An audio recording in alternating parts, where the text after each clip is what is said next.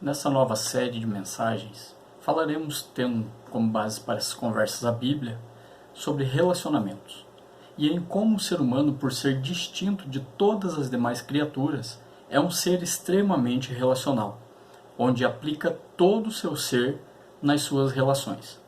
Refletiremos juntos sobre relacionamentos conjugais, amizades profundas e sinceras e relacionamentos familiares em geral, ou seja, todas as áreas de nossa vida em que os relacionamentos estão presentes. Quando você pensa em relacionamentos, talvez você se lembre de um específico, ou de uma pessoa em particular. Possivelmente você já sentiu a dor da mágoa e da decepção, mas também sabe que já decepcionou alguém. Por isso, para iniciarmos nossas conversas sobre os relacionamentos, começaremos pensando por que é importante nos dedicarmos aos nossos relacionamentos e procurar restaurá-los.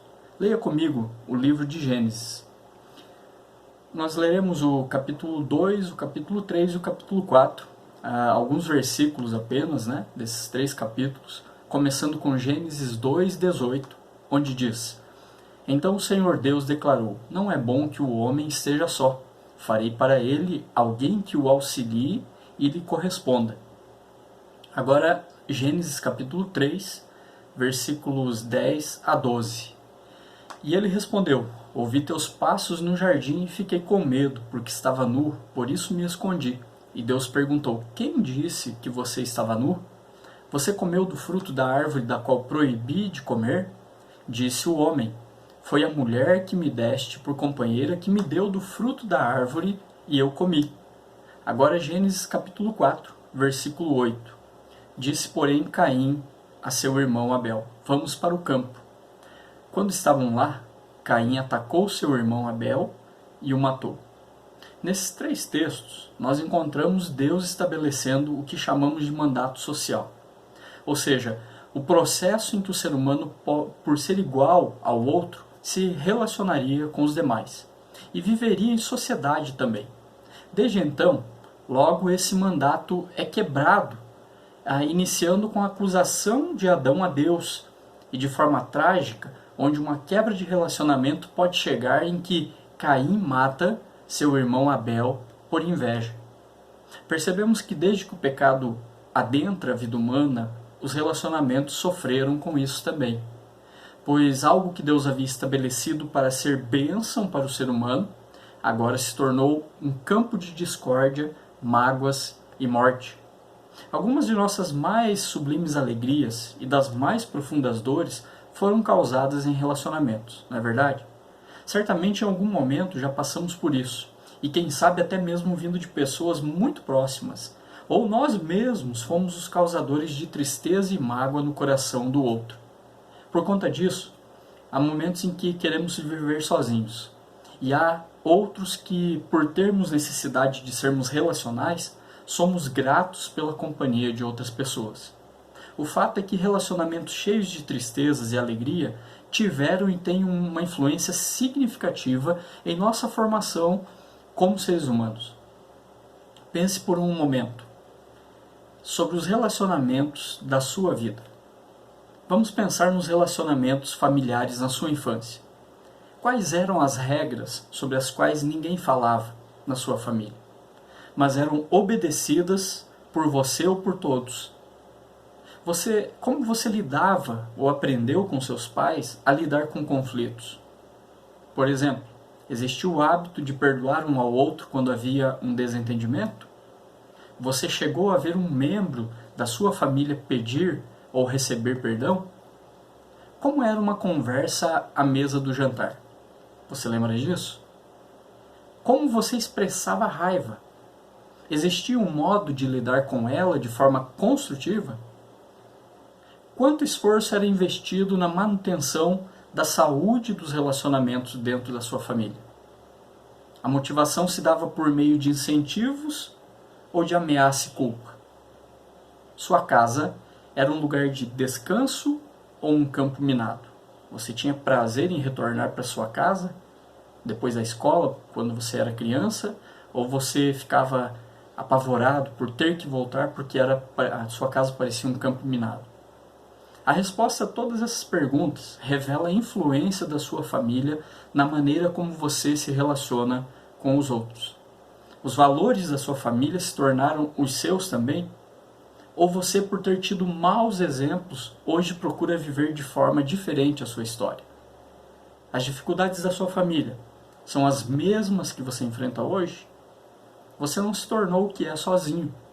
E é por isso que relacionamentos são tão importantes. O que os torna tão difíceis é que pecado e a graça de Deus coexistem em todos esses relacionamentos. O pecado obstrui o potencial da graça, enquanto a graça cura os efeitos do pecado. Os nossos relacionamentos, eles refletem essa mistura de ouro e escória. A Bíblia, a palavra de Deus, nos revela como Deus quer que vejamos os nossos relacionamentos. Deus, ao criar a nossa vida, Ele também nos criou como seres relacionais. Dotou-nos de entendimento, vontade, sentimentos e emoções. E tudo isso para que nos entreguemos de forma completa em nossos relacionamentos. E como lemos em Gênesis, sabemos que o ser humano todo foi afetado pelo pecado. No entanto, Deus, que é rico em graça e amor, por meio do seu Filho Jesus, restaura o que foi quebrado e manchado pelo pecado. Logo, é Ele mesmo que nos ensina como devemos viver os nossos relacionamentos. Deus nos chamou para relacionamentos. Esse fato nos remete justamente ao início da criação, quando a humanidade foi formada. Desde Gênesis, nós encontramos a resposta para as perguntas: quem somos? Qual a importância dos nossos relacionamentos? Em Gênesis 2,18, Deus diz não ser bom que o homem estivesse só. Essa afirmação tem mais a ver com o plano de Deus para a humanidade do que com a necessidade de Adão. Deus os criou como seres relacionais porque Ele é um Deus social. Dentro da Trindade, a comunhão, entre o Pai, o Filho e o Espírito Santo. E Deus criou o ser humano à sua imagem. Como Deus nos criou como seres sociais, a criação permanece incompleta sem um companheiro adequado. Embora Gênesis 2 trate do modo como homem e mulher se completam, suas implicações abrangem todos os relacionamentos humanos. A palavra auxiliador, no texto, é usada para descrever um companheiro, não um colega de trabalho. Essa palavra é muitas vezes usada para descrever a relação de Deus com o seu povo. A mesma palavra usada lá quando Deus disse que ia criar uma auxiliadora para Adão e criou Eva. A Bíblia também a usa em alguns momentos para descrever essa relação entre Deus e o seu povo, revelando como o nosso supremo companheiro, que acrescenta qualidades ao relacionamento que nós mesmos não podemos suprir. Veja o que diz o Salmo 27, versículo 9. Não escondas de mim a tua face, não rejeites com ira o teu servo. Tu tens sido o meu ajudador. Olha que o salmista retrata, Deus como sendo o ajudador dele. O auxiliador, a palavra que aparece em Gênesis. Também o Salmo 33, versículos 20 a 22. Nossa esperança está no Senhor. Ele é o nosso auxílio e a nossa proteção.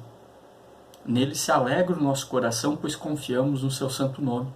Esteja sobre nós o teu amor, Senhor, como está em ti a nossa esperança. Perceba que o versículo 20 diz que Ele é o nosso auxílio.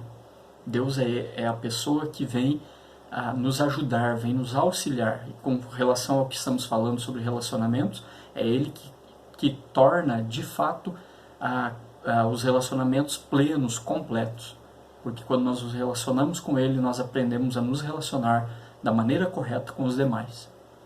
Portanto, essa palavra, auxílio, auxiliador, não se refere ao trabalho de Adão, mas do fato de ele ser um ser social que sente falta de uma contraparte adequada. Assim como os seres humanos foram criados com uma necessidade vertical pelo companheirismo de Deus, também fomos feitos para manter um companheirismo horizontal com as pessoas. No entanto, todos os nossos relacionamentos são difíceis e menos que perfeitos. Se quisermos que prosperem, precisamos investir neles. Sem investimentos nos relacionamentos não há prosperidade nos relacionamentos. Pelo contrário, né? Os relacionamentos tendem a ficarem cada vez mais precários se nós não investirmos neles tempo, a nossa presença, por exemplo, e tantas outras coisas necessárias para que os nossos relacionamentos eles amadureçam e cresçam na medida em que caminhamos, né, junto com as demais pessoas. Imediatamente após a empolgação do Gênesis 2, vem o Gênesis 3, em que a entrada do pecado ela causou frustração e confusão nos relacionamentos. A gente percebe quando a gente lê Gênesis 3, encontra lá homem e mulher trocando acusações e calúnias. A mulher que o Senhor me deu fez eu pecar. A Eva diz, foi a serpente. E ali há uma quebra do relacionamento em que os dois, aquele casal, o primeiro casal, estavam tendo. Né? Há uma quebra por causa do pecado. E em Gênesis 4, as coisas pioram ainda mais com um assassinato. Primeiro assassinato registrado na Bíblia, em que Caim mata o seu próprio irmão Abel. Então veja que com a entrada do pecado os relacionamentos foram de fato corrompidos, né? Houve corrupção nos relacionamentos.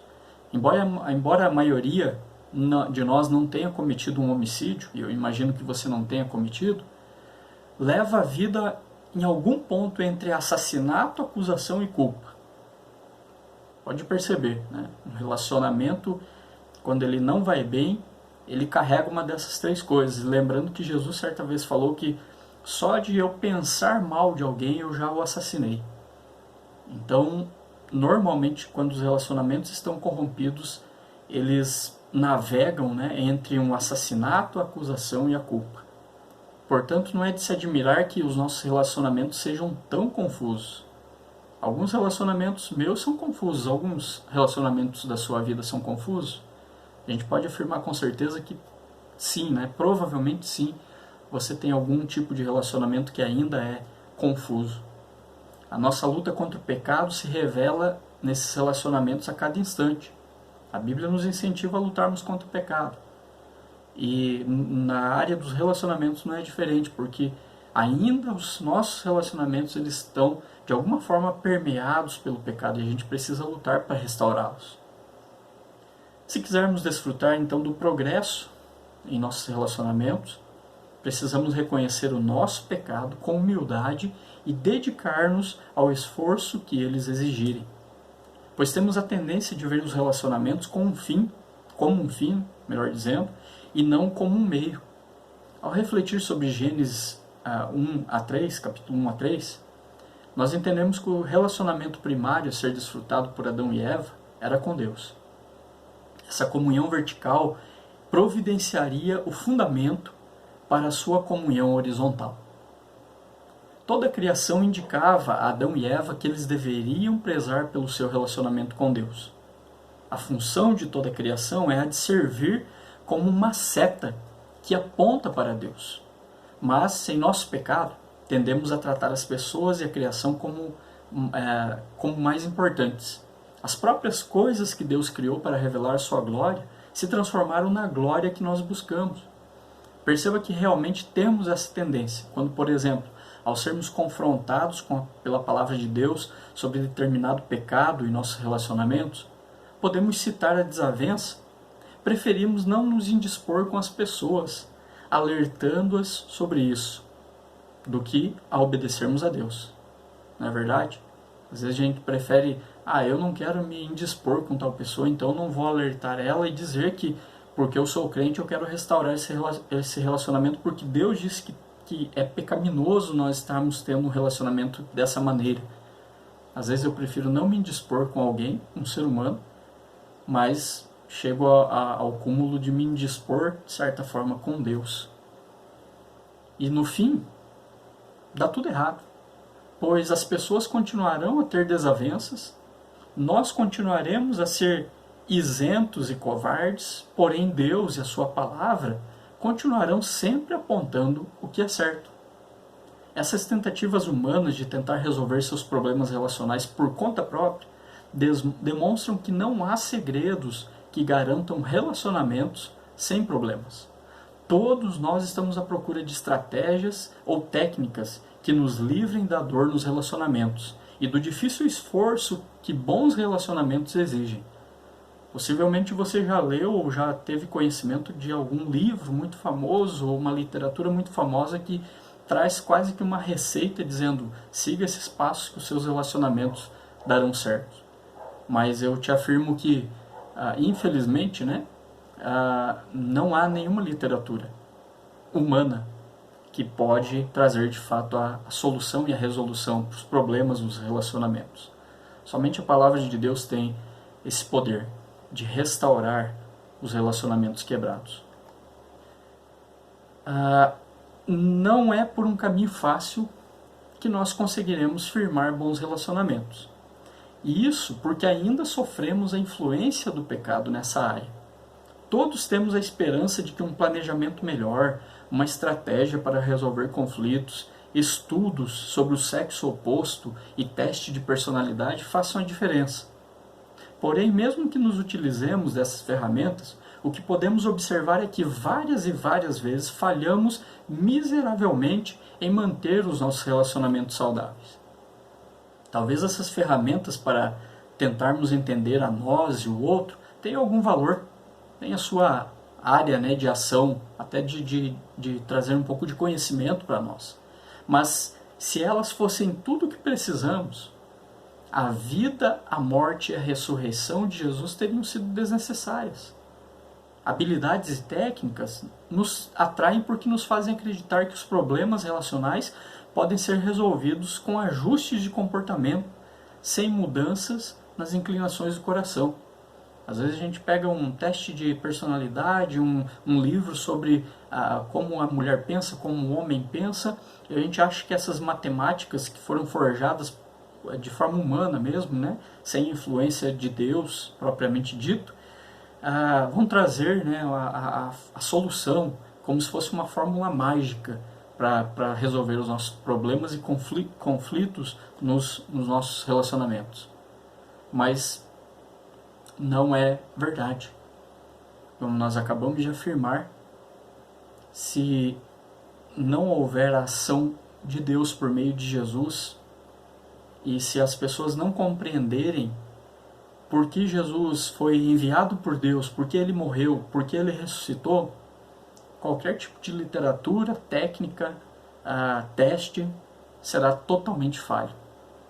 Porque eles não estão pautados naquilo que Deus mostra como sendo a verdade sobre como ter bons relacionamentos, segundo a vontade dele. A Bíblia, ela diz algo muito diferente.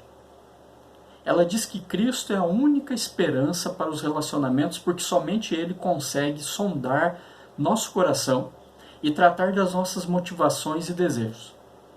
Por isso, somente por meio de Jesus daremos o valor real que os relacionamentos têm. E nos esforçaremos para sermos cada vez melhores em nossos relacionamentos com Deus, com os outros e até mesmo com nós mesmos. Pois, segundo a Bíblia, vale a pena cultivar bons relacionamentos. Sim, haverá momentos em que cada um de nós se sentirá desanimado, decepcionado com o relacionamento. Mas é importante termos em mente que a saúde e maturidade de um relacionamento não se reflete na ausência de problemas, mas na forma como lidamos com eles, procurando estabelecer relacionamentos bons. Do nosso nascimento até a nossa morte, somos pecadores que vivem na companhia de pecadores. Um bom relacionamento inclui sinceridade suficiente para identificar padrões pecaminosos que tendem a afetá-lo. Esse bom relacionamento que busca amadurecer a cada dia que passa também incluirá intimidade e disposição para proteger a si mesmo e a outra pessoa desses padrões pecaminosos. Como você lida com decepções relacionais? Você culpa o outro? Nega sua própria participação no problema? Evita falar sobre seu erro e o do outro? Ameaça o outro? Tenta manipular a situação a seu favor ou tem a humildade de reconhecer que o problema também é seu? Sejamos sinceros, não somos bonzinhos e o outro é mau. Todos temos a nossa parcela de culpa quando os relacionamentos vão de mal a pior.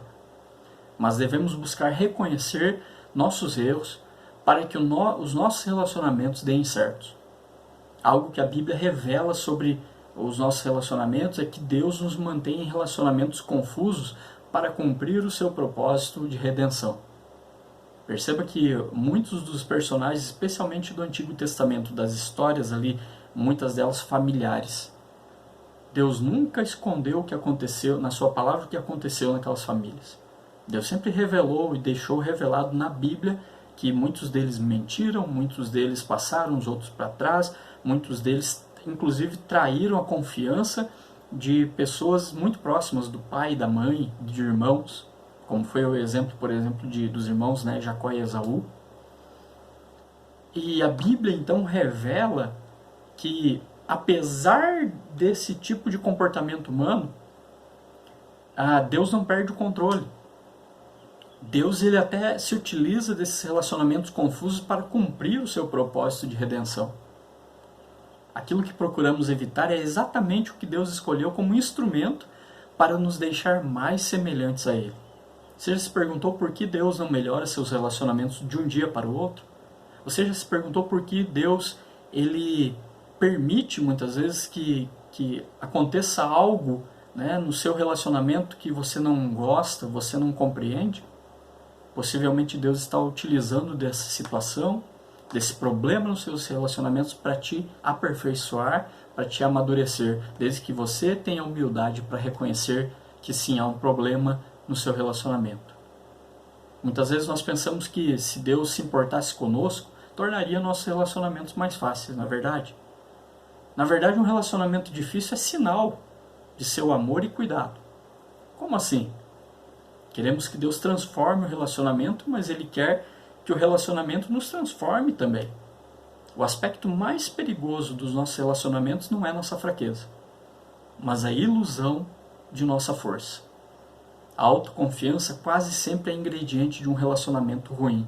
Embora desejemos evitar a confusão e desfrutar de uma comunhão profunda e íntima, Deus diz que é no próprio processo de lidar com a confusão que encontramos essa intimidade. Quais são os relacionamentos que mais têm valor para você? Pensa aí. Provavelmente aqueles em que houve períodos de dificuldades, muito esforço e sofrimento, não é verdade? Aprendemos a valorizar aquilo que é mais trabalhoso e que demanda esforço. E por que os relacionamentos que importam de fato dão trabalho? Porque eles exigem que nos doemos na totalidade, ainda mais em um mundo como o nosso, que ainda está sob a influência maléfica do pecado.